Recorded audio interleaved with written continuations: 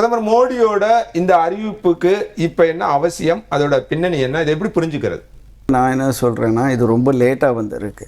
இந்த கட்டுப்பாடுகள் விலை உயர்வெல்லாம் ஒரு 4 மாதத்துக்கு முன்னாடியே செய்ய வேண்டிய நிலையில் இருந்து இருக்கிறோம். அதை தாமதமாக செய்து இருக்கிறோம். இல்லை, அது ஒரு பொலிட்டிக்கல் கொஸ்டின் இருக்கு.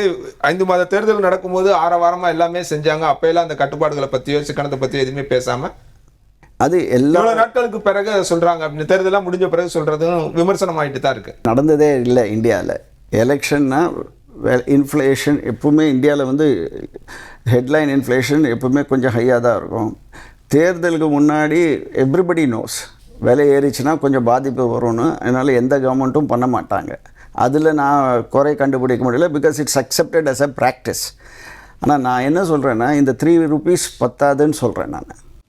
இந்த விலை உயர்வு பத்தாது. நீங்கள் ஆனால் ஒன்று நான் என்ன கருதுகிறேன்னா, இப்போ பிரெண்ட் 100க்கு மேலே இருக்குது.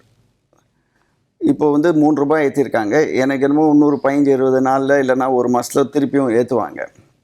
ஆனால் நார்மல்சி வரும்னு எதிர்பார்த்தது ஏமாற்றமாகிவிட்டது. சைனாலேருந்து ஒன்றும் வெளியில் வரலை. What happens in China does not stay in சைனான்பாங்க. ஏன்னா அது ஃபுல் குளோபல் இம்பேக்ட் இருக்கும். ஏன்னா அது second largest economy in the world.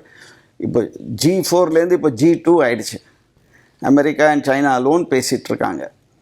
அதில் நீங்கள் பார்த்தீங்கன்னா நேற்றுக்கு ஒரு முடிவு காண்ற மாதிரி தெரியலை.